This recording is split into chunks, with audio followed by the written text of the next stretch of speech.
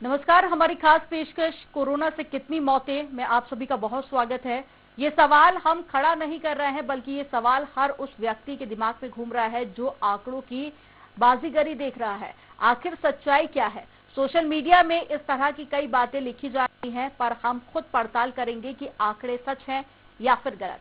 तो शुरू करते हैं हमारी खास पेशकश, कोरोना से कितनी मौतें।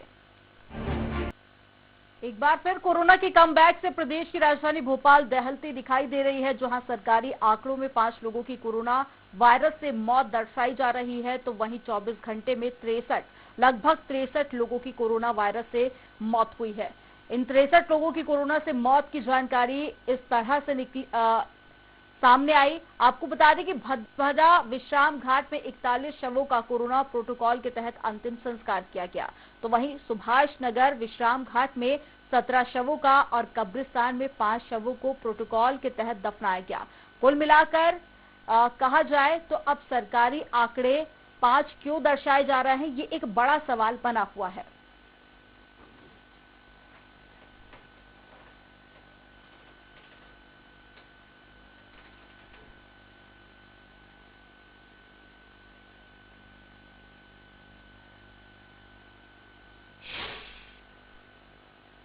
और इसी की करेंगे पड़ताल। और हमारे साथ में संवाददाता शमशान घाट भदभदा से संवाददाता अतुल शर्मा जुड़ गए हैं। अतुल, लगातार ये सवाल उठाए जा रहे हैं कि सरकार आंकड़े छुपा रही है मौतों के। आप वहां पर इस वक्त मौजूद हैं, आपने क्या कुछ महसूस किया, क्या कुछ आपने देखा? मैं चाहूंगी आप हमारे दर्शकों को बताएं, क्या वाकई में इसमें सच्चाई है या फिर ये खबर गलत है?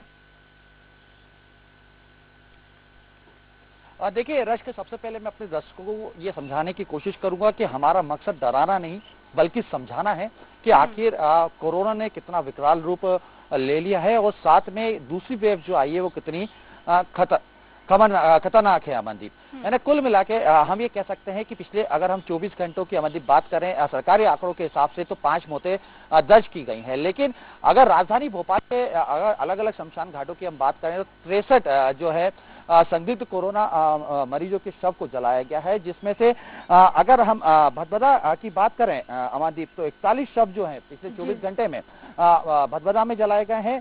सुभाष नगर विश्राम घाट की बात करें तो 17 शव जलाए गए हैं, कब्रिस्तान में 5 शव जलाए गए हैं और आज सुबह से इस समय मौजूद है भदभदा विश्राम घाट में अभी तक लगभग 6 संदिग्ध जो कोरोना के मरीज थे उनकी लाशें जो इस समय मुगाग में दी जा रही है। हमारे साथ यहाँ पे मौजूद हैं जो विश्राम घाट ट्रस्टी अध्यक्ष हैं, हम उनसे बात करने की कोशिश करते हैं कि आखिर सच्चाई क्या है और रियलिटी क्या है। जमीनी स्तर पे हम दर्शकों को समझाने की कोशिश भी करेंगे और साथ में ये भी समझाने की कोशिश करेंगे कि आखिर कितनी सुरक्षा इस समय हमें जरूरत है। और आपका नाम बता दीजिए मुझे। मैं अरुण चौधरी भदभदा विश्राम घाट का अध्यक्ष हूँ। अरुण जी, देखिए लोगों के दिलो दिमाग में अभी ये बात चल रही है कि आखिर कोरोना महामारी कितनी खतरनाक है, क्योंकि आप यहाँ पे लगातार बने हुए हैं। पिछले अगर हम 4 दिनों की बात करें तो 4 दिनों में कितने शव यहाँ पे लाए गए, कितने कोविड पॉजिटिव थे और कितने लोगों का यहाँ पे दाह संस्कार किया गया, ये हम आपसे सबसे पहले जानना चाह रहे हैं। देखिए, जब से सेकंड लहर आई है विशेष रूप से ये 25 मार्च के बाद से, तब से इसकी संख्या एकदम बढ़नी चालू हो गई। पिछले साल भर में हमारे यहाँ कभी भी 10 बॉडी से ऊपर कोरोना की नहीं आई थी। ये 25 मार्च से जो इसकी बढ़ोतरी चालू हुई, 12, 15, 18, 20 और पिछले अगर 7 दिन की बात करें तो ये आंकड़ा सब रोज 25 से 30 और 30 से ऊपर, कल 40 था, 41, ये रोज आंकड़ा बढ़ रहा है और संख्या रोज बढ़ रही है और बहुत विस्फोटक स्थिति है। तो हम तो लोगों से एक ही विनम्र अपील है कि अपना ध्यान रखें, जो कोविड के नियम है उसका पालन करें और शव यात्रा में भी कम से कम लोग आए। तो लेकिन हम देख रहे हैं सरकारी आंकड़ों की अगर हम बात कर रहे हैं तो सरकारी आंकड़े अगर हम शुक्रवार से लेकर आज दिनांक तक की बात करें तो किसी दिन 1 बता रहे हैं, किसी दिन 2 बता रहे हैं। पिछले 24 घंटे की अगर हम बात करें तो सरकारी आंकड़ों के अनुसार सिर्फ 5 मौतें हुई हैं राजधानी भोपाल के अंदर। हालांकि क्या लग रहा है कि सरकार कहीं गुमराह करने की कोशिश कर रही है कि जो ओरिजिनल आंकड़े हैं वो जनता तक नहीं पहुंच पाए? देखिए साहब, सरकार के मामले में तो हम लोग बोल कुछ सकते नहीं है। बाकी हमारे जो बाड़ियां जलती हैं वो सब ऑन रिकॉर्ड रहती हैं, उसका रिकॉर्ड शासन तक को भी जाता है। यहाँ पे CID वाले, क्राइम ब्रांच वाले रोज आके यहाँ से रोज डाटा इकट्ठा करते हैं और रोज ले जाते हैं। तो हमारे जो आंकड़े हैं वो बिल्कुल जो हम आपको बता रहे हैं वो आपको एक्चुअल आंकड़े हैं। यानी हम मान के चले पिछले 24 घंटे के अंदर 41 यहाँ पे संदिग्ध लोगों को जला दिया। तो हमारे सब ऑन रिकॉर्ड रहता है, रसीदें कटती हैं, रजिस्टर मेंटेन होते हैं, और ये रिकॉर्ड मैंने आपको बताया ना, शासकीय अधिकारी भी ले जा रहे हैं, रोज ले जा रहे हैं नियमित रूप से। सचिव भी है हमारे पास भदभदा विश्राम घाट के, हम उनसे भी बात करने की कोशिश करते हैं। सर, आज सुबह से आप यहीं पे हैं, किस तरह की कितनी अभी तक डेड बॉडी आ चुकी है यहाँ पे और कितने संदिग्ध लोग थे कोरोना की जिनकी अभी तक आप दाह संस्कार करवा चुके हैं? अभी सुबह से 6 मृतक देह हमीदिया से आ चुकी हैं, जिसमें से 3 का दाह संस्कार हो चुका है। वो 3 का दाह संस्कार अभी वो मृतक देह एम्बुलेंस में रखी हुई हैं। इसमें क्या होता है, जैसे कल जो 41 मौतें हुई थी कोरोना से, उनके परिजनों से हम निवेदन करते हैं कि आप अगले ही दिन इन अस्थियों को चुन लें। तो सुबह 7 से 10 बजे तक परिजन उन अस्थियों को चुनते हैं। उसके बाद हम राजीव सक्सेना जी हैं एक नगर निगम में, वो हमें एक छोटा रोबोट, एक गाड़ी भेजते हैं, जिससे हम बाकी जो एक्सेस मटेरियल है उसको एक जगह इकट्ठा करके उस एरिया को तरीके से तैयार करते हैं। और उसके बाद जो सिलसिला कोरोना देह दाह संस्कार का होता है तो वो शाम को 7:30-8 बजे तक रेगुलर चलता है। सर, कितनी कैपेसिटी है अभी अंदर कोविड के मरीजों को जो है दाह संस्कार करने की? देखिए, वो जो कैपेसिटी है उस बेल्ट की, उसकी कैपेसिटी 20 से 22 की है, लेकिन अभी परिस्थितियां इतनी ज्यादा विषम हो गई हैं कि वहाँ हम 34-35, कल जो 41 देह जली हैं, उस 41 में से 34 देह उस जोन में जलाई गई। कभी ऐसा भी मौका आया है कि हमें कि इतनी ज्यादा जो है अग्नि दाह संस्कार हो रहे हैं कि हमें कुछ बॉडियों के लिए अगले दिन के लिए भी प्रतीक्षा करनी पड़ रही है? ये होता है, रोजाना होता है, क्योंकि जो हमारा स्टाफ है वो बेचारा 6:30-7 बजे सुबह आ जाता है। अब वो 7-7:30 बजे के बाद उनकी स्थिति ये हो जाती है, हाथों में छाले हो गए, पांव घायल हो गए, कि वो काम करने की स्थिति नहीं रहती है। तब हम चिरायू हमीदिया जो हॉस्पिटल है उनके प्रबंधन से निवेदन करते हैं कि अब बाकी मृतक देह आप अगले दिन भेजें। सर, जिस तरीके से आप बता रहे थे कि अंदर जो आपके कर्मचारी भी लगे हुए हैं, हाथों में छाले आ गए हैं, काफी दयनीय स्थिति है इस समय। सरकार की तरफ से किस तरीके की मदद भी अगर आपको मिल रही है? देखिए, शासकीय मदद तो जो हम जहाँ जिनसे अधिकारियों से कोई चीज कहते हैं, कुछ अधिकारी इसमें से हमारी बातें मान के हमें सहयोग कर देते हैं, बाकी विशेष कोई ऐसी मदद नहीं है। अभी एक हमने यहाँ प्राइवेट आदमी से ही ये गंभीर स्थिति को देखते हुए 30 नए शेड का निर्माण करवाया है, जो आज से चालू हो रहे हैं, जिसमें 20 शेड आज चालू हो जाएंगे। क्या ये हम लोगों से हाथ जोड़ के, क्योंकि विश्राम घाट है, यहाँ लोगों चंदे से और दानदाताओं से ही काम होता है। तो लकड़ियों की क्या स्थिति है, क्योंकि इस समय लकड़ियों को तो आपको अतिरिक्त आवश्यकता पड़ती होगी, तो उसको लेके किस तरीके से अभी मैनेज कर रहे हैं? लकड़ी की स्थिति बहुत गंभीर है। हम शासन से निरंतर संपर्क में है, फॉरेस्ट से भी संपर्क में है। आज फॉरेस्ट ने जरूर भेजी है 3 गाड़ियां, लेकिन हमें 3 गाड़ी तो रोज खपत है यहाँ लकड़ी की। अब प्राइवेट वेंडरों के पास भी माल नहीं है, प्राइवेट वेंडरों से भी निवेदन है, वो रेट बढ़ा के भी दे रहे हैं, तो भी हम ले रहे हैं। जो लकड़ी हम यहाँ पहले 6.5 और 6 रुपए में लेते थे, आज 8 रुपए और 8.5 रुपए में भी ले रहे हैं।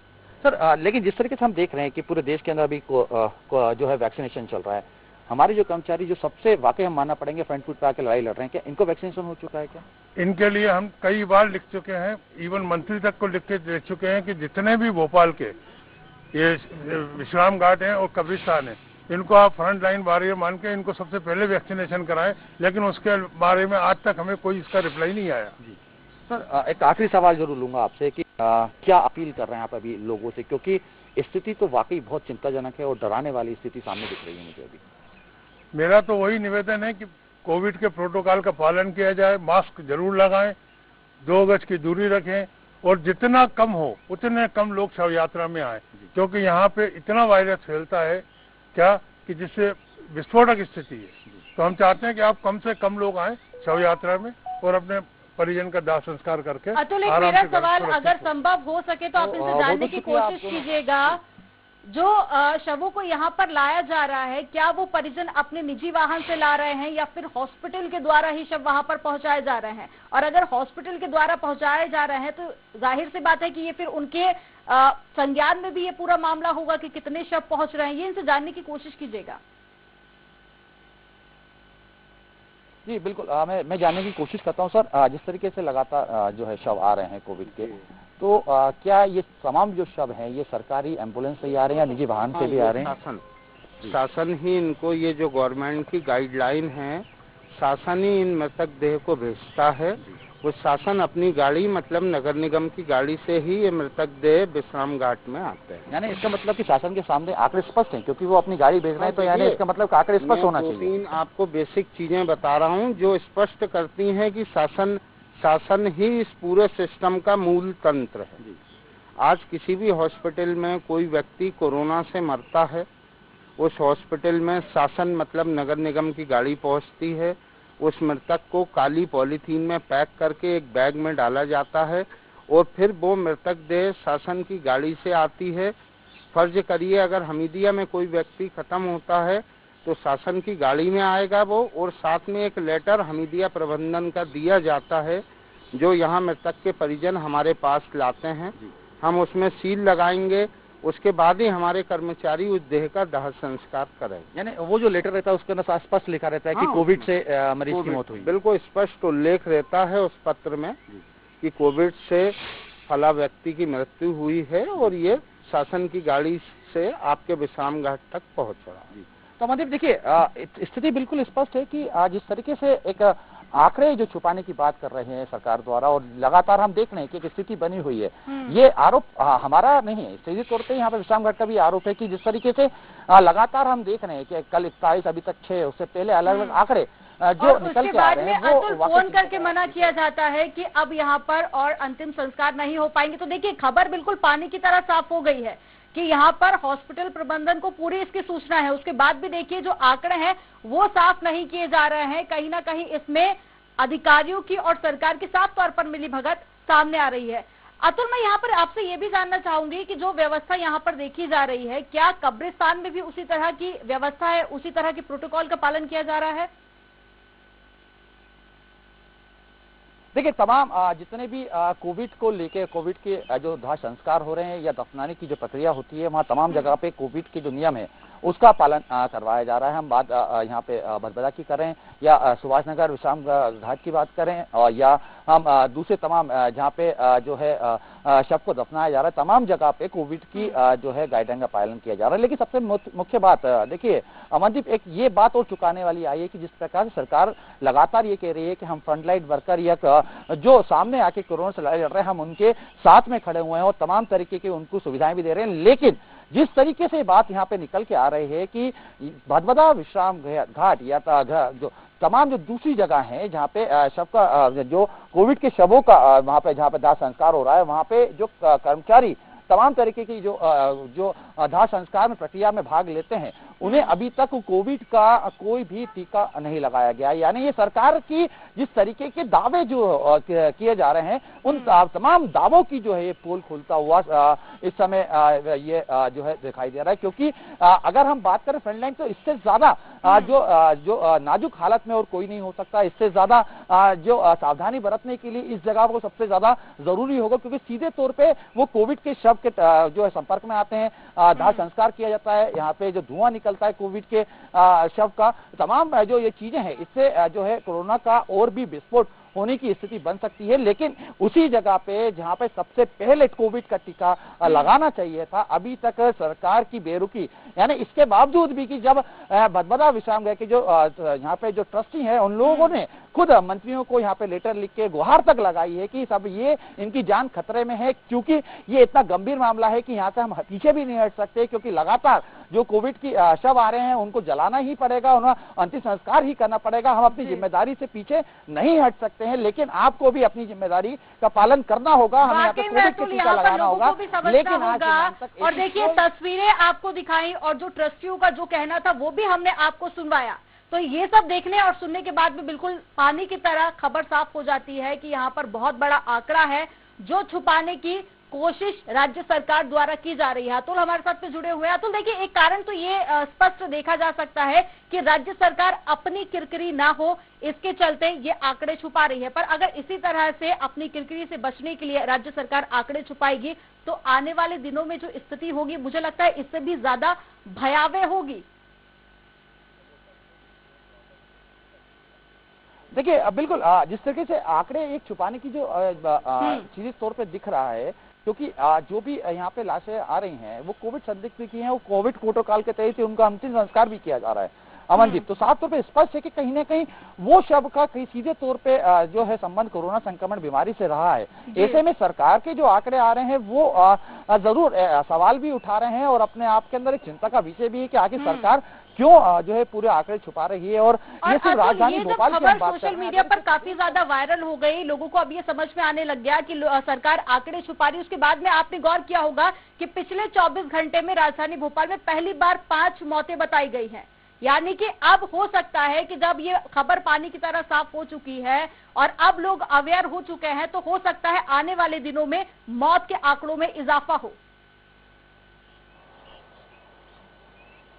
देखिए 5 मौतें सरकार बता रही है, यानी हम सरकारी आंकड़ा माने, लेकिन उसके विपरीत अगर हम शमशान घाट के जो ट्रस्टी हैं, जो संचालक हैं, उनकी अगर बात करें तो यहाँ पे जो है 63 मौतें जो यहाँ पे बताई जा रही हैं। 63 मौतें एक बहुत बड़ा आंकड़ा है अमनदीप। और उसके बाद में ट्रस्टी का ये भी कहना था कि हमने फोन करके मना किया था कि यहाँ पर अब और अंतिम संस्कार नहीं होंगे। तो अब ये अंदाजा लगाना वाकई में काफी मुश्किल है कि कितनी मौतें हो रही हैं 24 घंटे में। तमाम जानकारी साझा करने के लिए अतुल आपका बहुत शुक्रिया।